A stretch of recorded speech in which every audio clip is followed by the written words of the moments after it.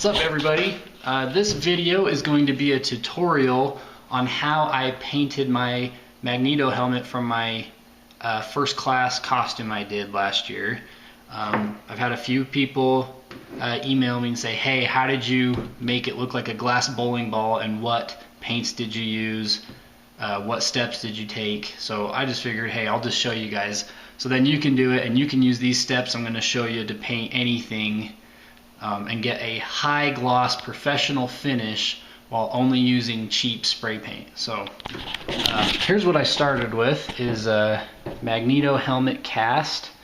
Now if you look closely, let it focus here, it's got a kind of a skin-like texture, and that is normal from casting urethane parts from silicone molds.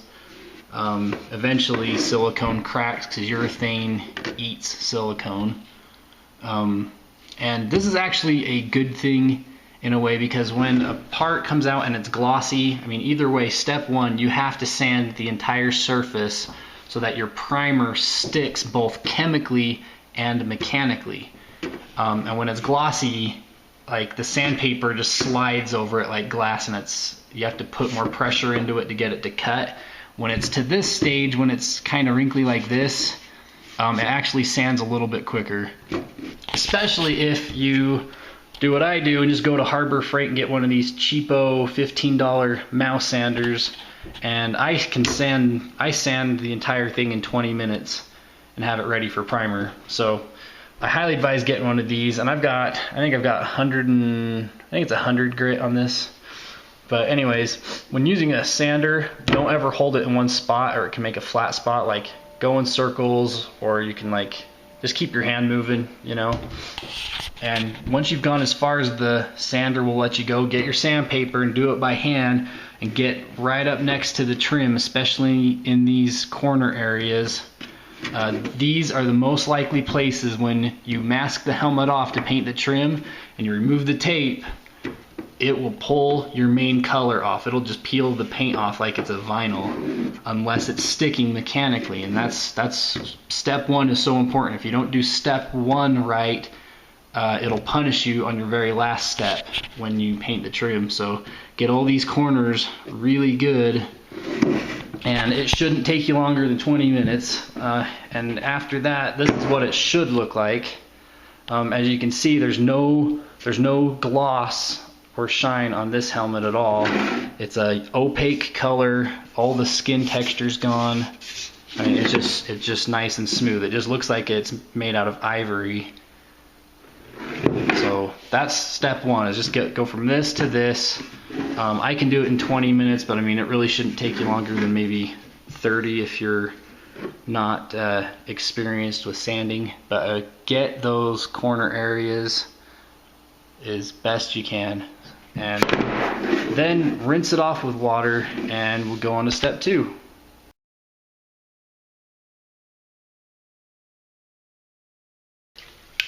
Alright, everybody, we are out in the garage about to primer the helmet. This is the primer I use. It's Rust-Oleum filler primer, and I got this from Walmart in the automotive section. When you're primering something, think of primer as your teacher that is going to grade your work, because once you primer something, it will reveal all the imperfections that you normally couldn't see, that you are going to have to address with spot putty later. And remember, when you're primering something with filler primer, you want to go a little heavier, because you're supposed to fill all the imperfections. So we're going to go ahead and start spraying this. There we go.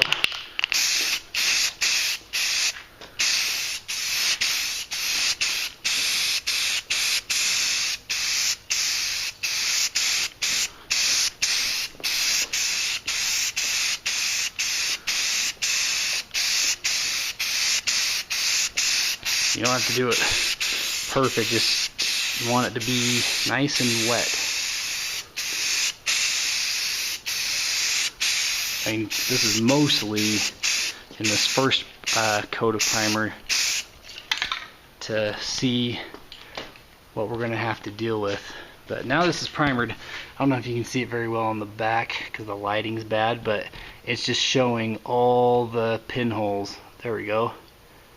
Now once this is cured, I'm going to let this cure for about 1.5 to 2 hours, and then we can start spot puttying all the imperfections. Alright everybody, the primer has cured and it is time to spot putty the imperfections. Now most of them are just only on the back of the helmet because bubbles rise when the helmet's being poured, and it is face down when it's being poured. And there's also some along the trim here, you can see. We're going to do those too. Here is the spot putty I use. If you ask me, most spot putty is all the same. I use dolphin glaze because it's cheap. My only advice is get spot putty that actually uses a hardener. This is the same hardener that you use in Bondo, only this kind's blue.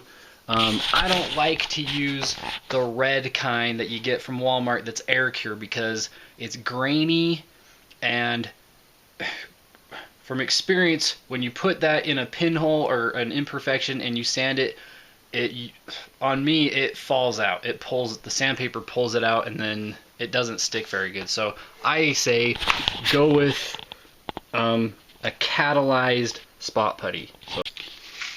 Okay, so I got my spot putty and the hardener on the plate, and I got my popsicle stick here. Now spot putty will harden up and be about ready to sand in just 10 to 15 minutes.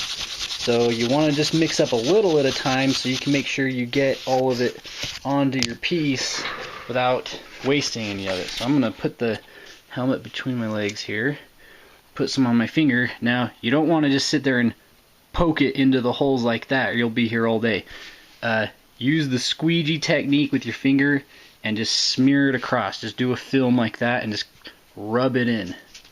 Otherwise you'll just be here all day. The idea is to quickly prep this helmet so we can paint it and be done with it. So do that to this whole area where we see little pinholes, and I'll show you what it looks like when this is set up. Alright, before I start sanding that spot putty, I wanted to show you something about sandpaper. I always cut my sandpaper with scissors. Like, if you tear it, it makes it so much harder to work with, especially when you need sandpaper that has like a nice sharp crisp edge. And what I like to do is fold it this way, fold it in half with a little bit of an overhang, then fold that over, and that gives you an awesome way to sand versus doing it this way. If you just take your sandpaper and just fold it in half, what happens to me is when you're doing it, sometimes it'll kind of twist on you while you're sanding, and you got it on your hand like this. Like this will just keep going like that. But if you do this little flap trick like that, that keeps it in one nice piece. So, alright, so I have sanded the spot putty. You can see everywhere that's blue. That's where I put a thin layer of it on there, and I sanded it with 150. And I kind of just went over the whole thing just to kind of level out that first coat of filler primer. And so now we're going to go into the garage and give it its second coat of filler primer and have it grade my work and see how I did. Alright, here goes coat number 2 with the filler primer. This time it's going to look a lot better.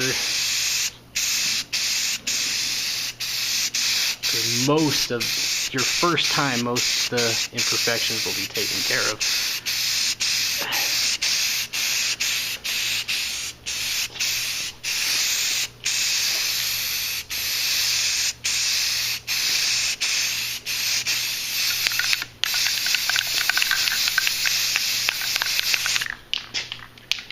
Okay, let's see how we did. I mean, you can see, let me actually spin it around so it's in the light. Like, just from one stage of spot putty and sanding, it's already getting shiny. And you actually see me in the reflection. You don't really see any pinholes, but I'm seeing a couple little imperfections, and I will have to spot putty those, but that's normal. What you do is you spot putty it, sand it, primer it, grade your work, and just keep taking care of every imperfection, sand it and reprimer it, and every time you reprimer it, it builds it up and fills in the micro imperfections. But what you want to do is try to take care of all the imperfections within 3 primer coats. You don't want to do more than 3 layers, just as a general rule of thumb, so it's not too thick. And for the second coat, that is not bad. I'm thinking after I do this one last spot putty session, that'll be good enough. Alright, as you can see, I have gone over it with 220 grit this time, just to get those last few little imperfections. And I went super detailed, getting the tiniest little things. But for the most part, I didn't even remove that much primer, but I mean, I did go over it a little bit just to level it out and get it smooth. And so this will be hopefully the 3rd and final coat of high build primer, which after it cures, we can go ahead and wet sand it. And after that, then we can go ahead and start painting.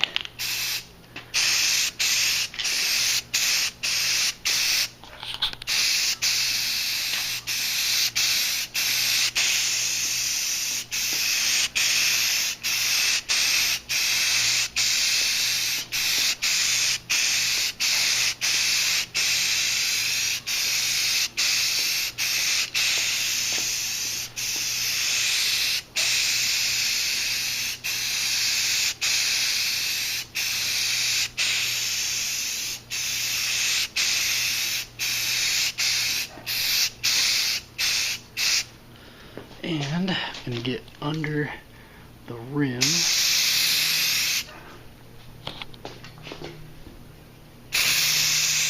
There we go.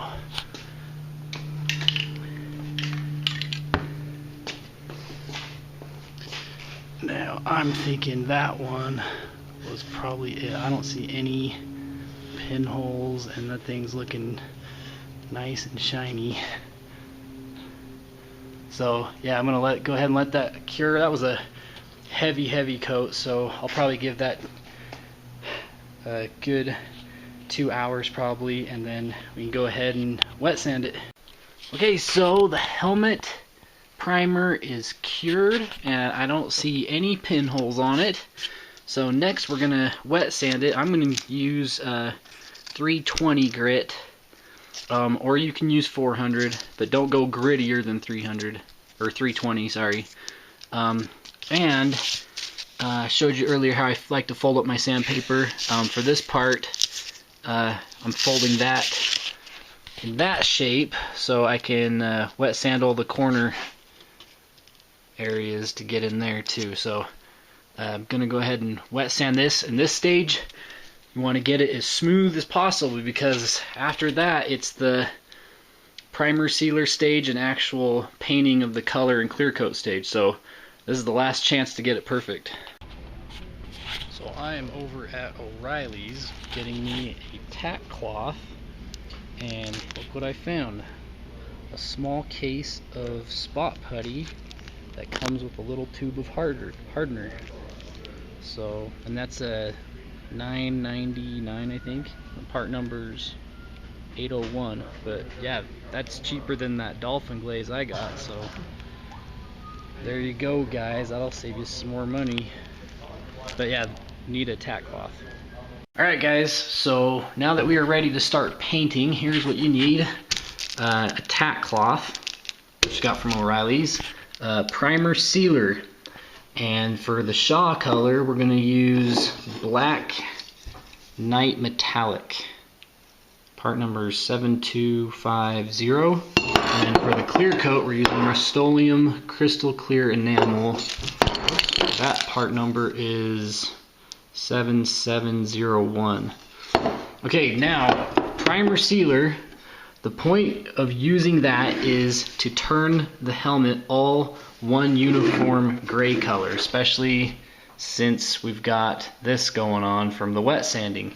If we went ahead and started spraying the color on it, since paint is translucent, which means somewhat see-through, these color variations would show through the paint. And so to get around that, you spray it with one coat of primer sealer, so the whole helmet is one uniform gray color, and this acts as an adhesion promoter. So,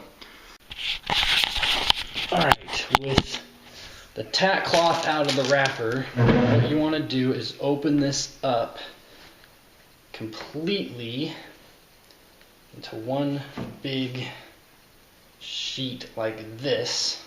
What you want to do is make a bonnet by putting it over your hand like this and then tucking it underneath. So you kind of got like a poofy thing like that.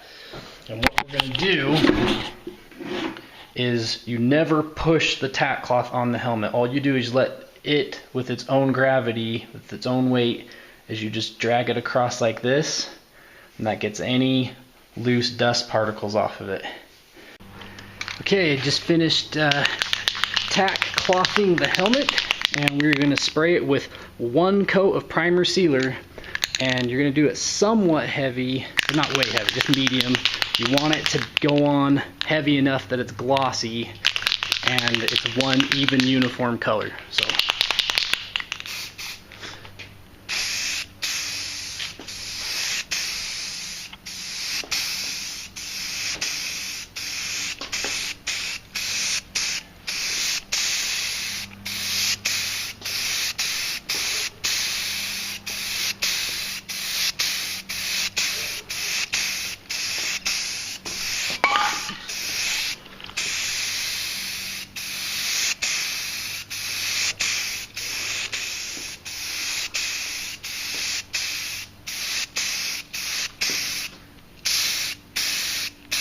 and shoot underneath and get the bottom of the trim.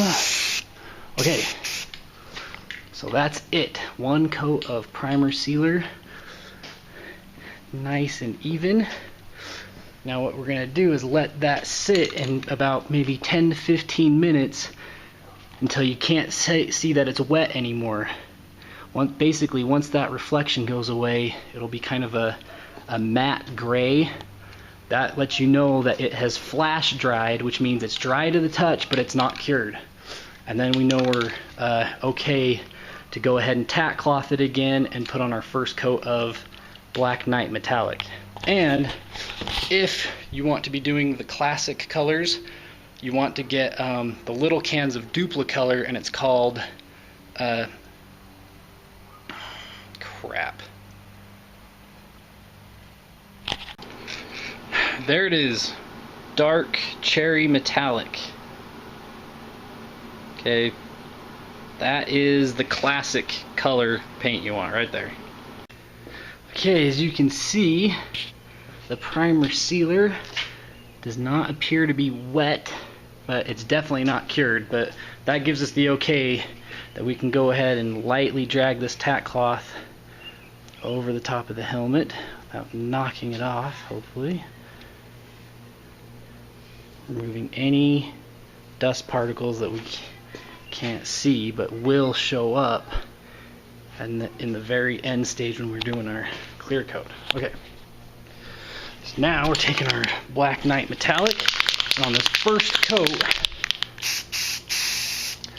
we're going to do it kind of light because this is it's called a tack coat.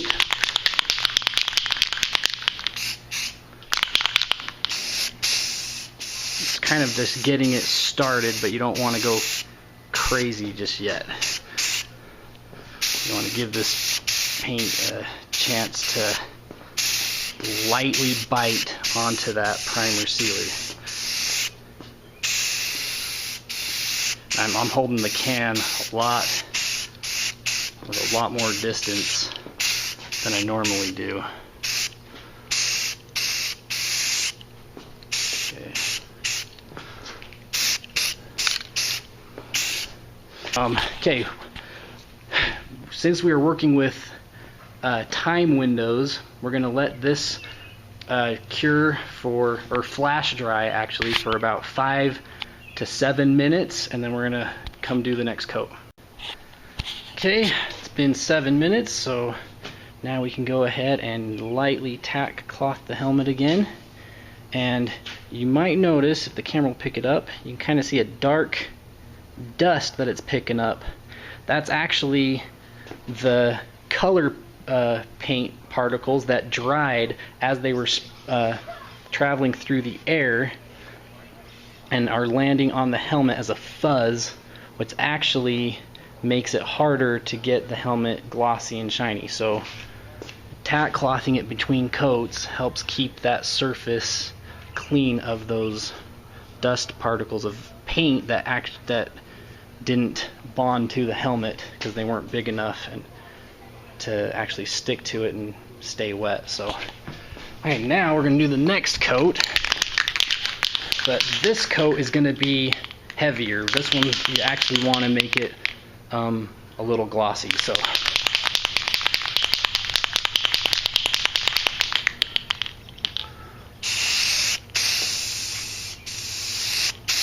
put it on a little heavier than that first one. This is where it's going to start looking really cool.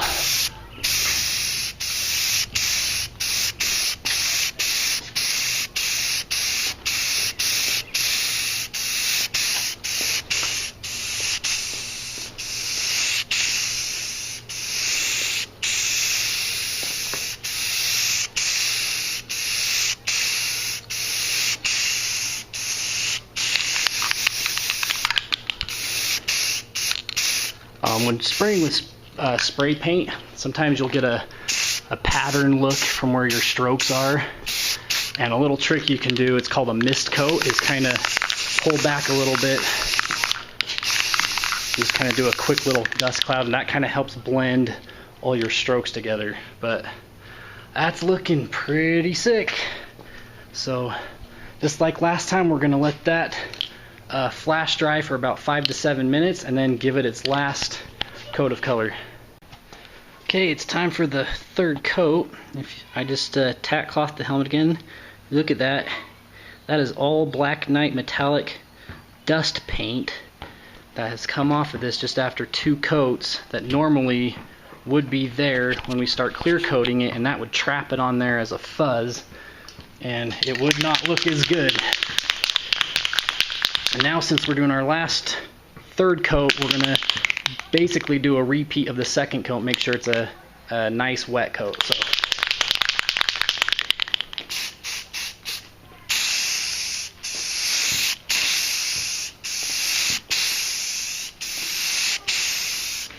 this one you want to put on glossy.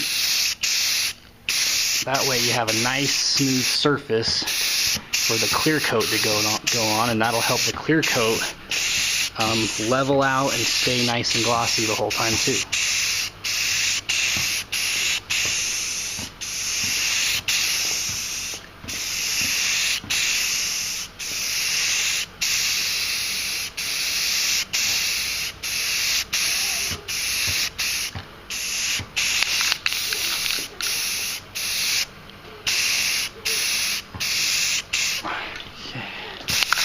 Do my mist coat, blend it in. Hey, look how friggin' shiny that is. And we haven't even clear coated it yet, but that's how prep pays off. So now we're gonna let that flash dry, but we're gonna give that about 15 minutes before we start doing the clear coat. Okay, so before I begin clear coating, I reorganized the tack cloth so I got a fresh clean spot so I don't get that dust on it. Now we can just lightly remove any dust particles, and this should be less because we put this on really heavy. I put this on really heavy. I don't know why I said we.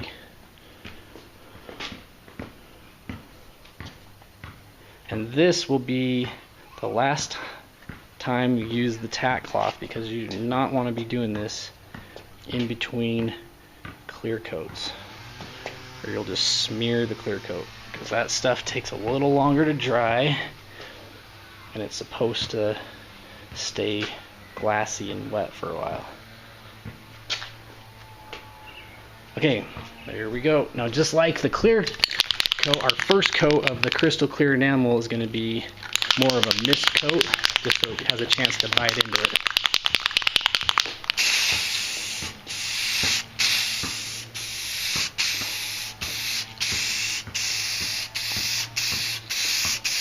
I'm holding the can a little further away.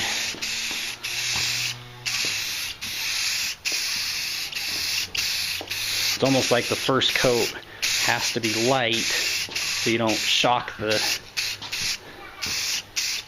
color paint, or sometimes it can just make it start to wrinkle because it was too strong the first time. So, alright, there we go. So 5 minutes, then we'll do the second coat.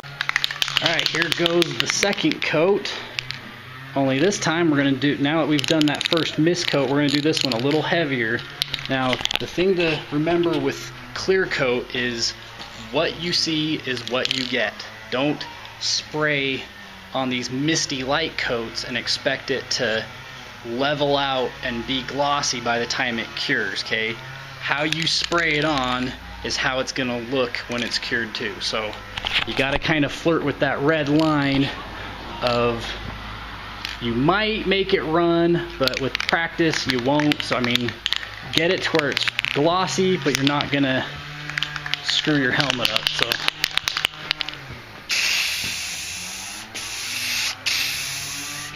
just remember, as you move to the side, you don't do it as heavy as the top, because the top is going to just kind of level out from gravity a little bit, but the sides are a lot more sensitive to runs. So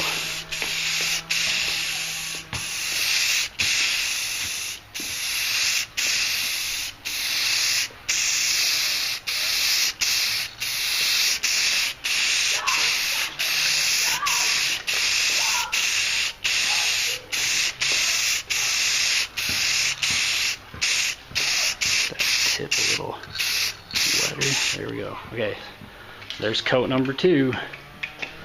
That is looking awesome. You can see me holding the camera.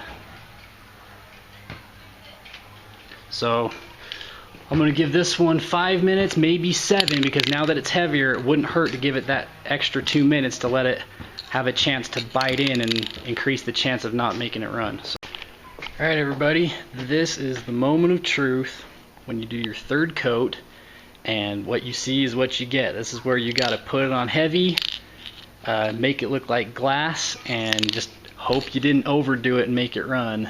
I hate this part, but I've had practice, but it's always a stressful step. So I turned the helmet sideways so you can see me spray it a little better. But anyways, here we go.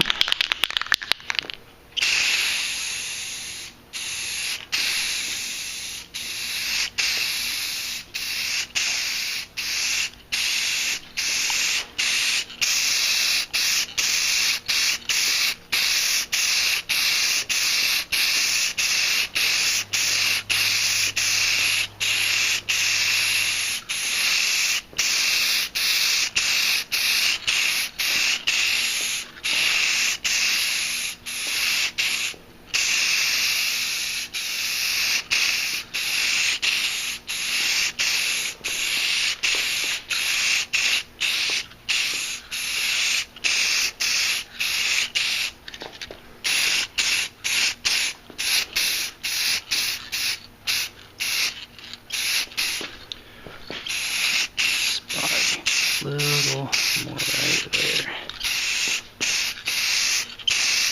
Get that trim nice and glossy.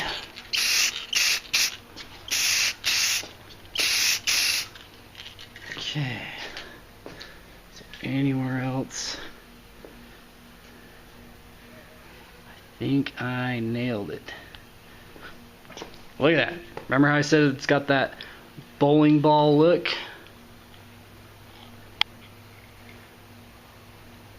Alright, so now the next step is to take 48 hours off. We've clear coated it. It needs to cure at least 48 hours before we mask it off.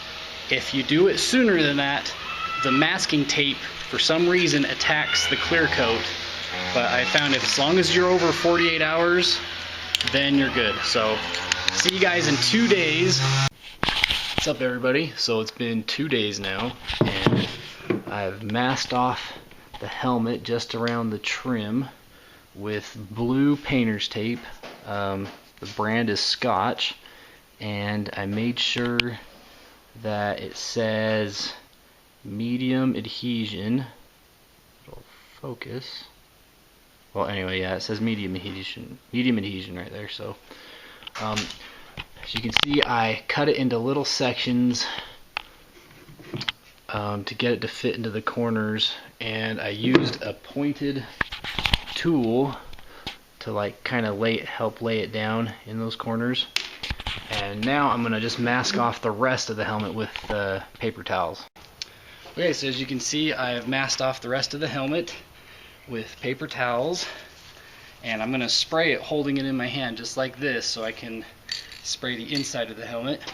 This is what I'm going to be spraying the trim with. I haven't used this yet because the Krylon Brilliant Silver at Walmart, I don't think they carry anymore. So this is just Rust-Oleum Chrome. So hopefully it looks good. I think it'll probably look okay, but we'll see. So, and you only want to do one coat. One coat, and then you unmask it right away. You don't want to let it cure. Otherwise, the paint may lift off when you take the tape off. So one coat, and then we're going to take it off.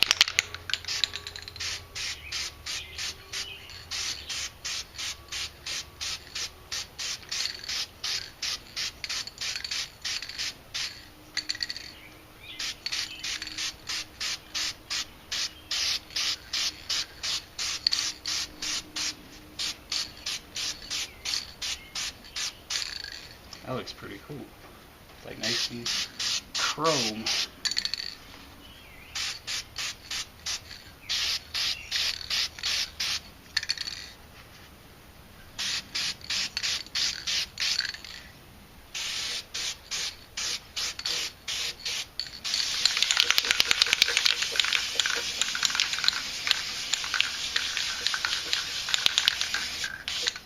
Okay, that's it. So now we're going to go unmask the helmet and let it cure, and then it's done. Alright guys, so I went right downstairs and unmasked the helmet, and I held it upside down in my hand just the way I did when I was spraying the trim, and just took my time and went slow, and the paint did not lift any of the Black Knight metallic off, and this chrome paint is awesome. I mean, you can see the camera in the reflection there. That is sick. I like that way better than the Krylon Brilliant Silver I used on my helmet for last year, so I'll probably throw that away and put this one in my collection. But yeah, that's way better.